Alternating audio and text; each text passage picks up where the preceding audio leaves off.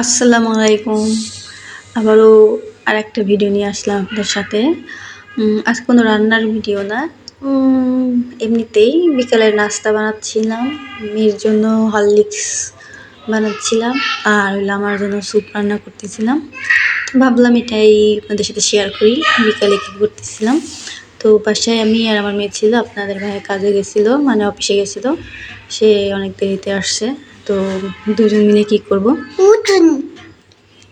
Voice দেওয়ার সময় বাবু চলে আসছিল, দেখতে পাচ্ছেন ভয়েস দেওয়ার সময় কথা বলতেছিল। যাই হোক, তো এদিকে স্যুপ রান্না করতেছিলাম। তো ও রান্না করবে সেদিন চুলার বারবার জাল দিচ্ছিল আর বন্ধ করতেছিল।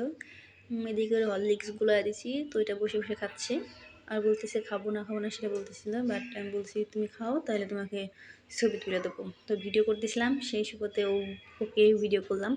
তো চোখটা দেখতে পাচ্ছেন, চোখটা এখনও ঠিক হয় নাই, চোখে এখনও রক্ত জমে আছে। যাই হোক, দিয়ে স্যুপ রান্না প্রায় শেষের দিকে। তো ও একটু জ্বালাচ্ছিল আমাকে, মানে রান্না করতে দিতে যাচ্ছিল না, ও রান্না করবে সেজন্য বলতেছে তাড়াতাড়ি তাড়াতাড়ি। এদিকে রান্না শেষ হয়ে গেছে, তাই এখন ঘরে নিয়ে যাব। মানে আমি আর আমার মেয়ে একটু একটু করে ওকে খাওয়াবো আর একটু আমি খাবো। আর দেখেন এদিকে ওর বাবু ওকে খাওয়ানোর জন্য প্রস্তুত। তো গরম ছিল, ও খাইতে পারতেছিল না। এদিকে আমি একটু একটু করে ফু দিচ্ছিলাম আর একটু একটু করে খাচ্ছিল। প্রথমে খাইতে চাই নাই, পরে বলছি খাও, না নিলে হুনু আসবে, এটা ভুলে ওকে খাওয়াচ্ছিলাম। মানে বাচ্চাদের খাওয়ানো তো খুব কষ্ট, যারাদের বাচ্চা আছে তারা তো জানেন। তো এমনিতেই আজকে ওইভাবে কোনো ভিডিও শেয়ার করলাম না, মানে শরীরটাও ভালো না, তাই ভাবলাম একটু স্যুপ রান্না করতেছি সেটাই আপনার সাথে শেয়ার করি।